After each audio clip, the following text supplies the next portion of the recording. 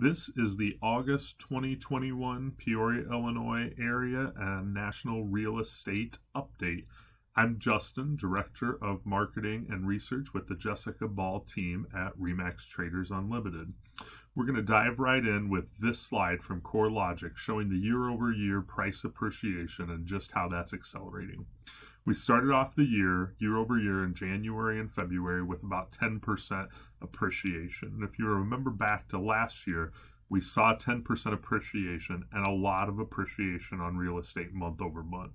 So it's a valid question as people see this appreciation, and the question they now have is how much is too much? Is it 20%? Is it 25% appreciation in the market? As we look specifically at information from the Peoria Area Association of Realtors and what's happening in the counties around Peoria, we see slightly more new listings at 846 than closed sales at 714, and just over 1 month for our average days on market at 33, with a median home sales price of $137,000 and a low inventory of 1,081 homes on the market here in our area. As we look both locally and nationally, nearly 6 in 10 homes are selling over the asking price or list price. And so we know it's a seller's market with a lot of competition and oftentimes multiple offers on homes for home buyers who are competing in the marketplace. When people are asking our team now, are we in a housing bubble? I like to reframe that question to say what they're really asking is my home going to lose value? No one wants to buy a home today and then tomorrow have that home be worth less, or next year it be less than what you bought it for.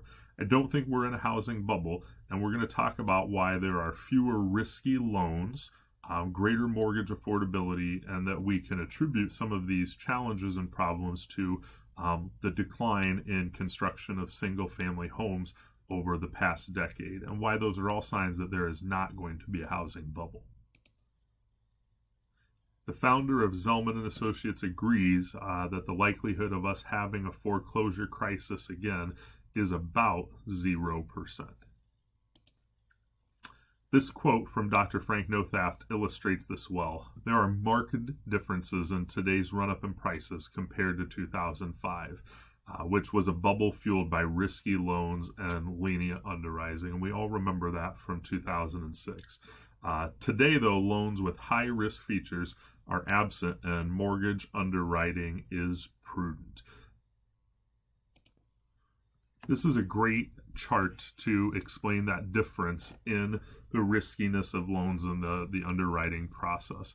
And so as we look at home buyers who were purchasing mortgages or originations with a credit score, FICO credit score of less than 620, in 2006 there was $376 billion in mortgage originations for those credit scores below 620. A lot of what spurred some of those challenges in the housing bubble and housing crisis. And as we look at last year in 2020, we see only $74 billion in mortgage originations from those with those lower credit scores below 620.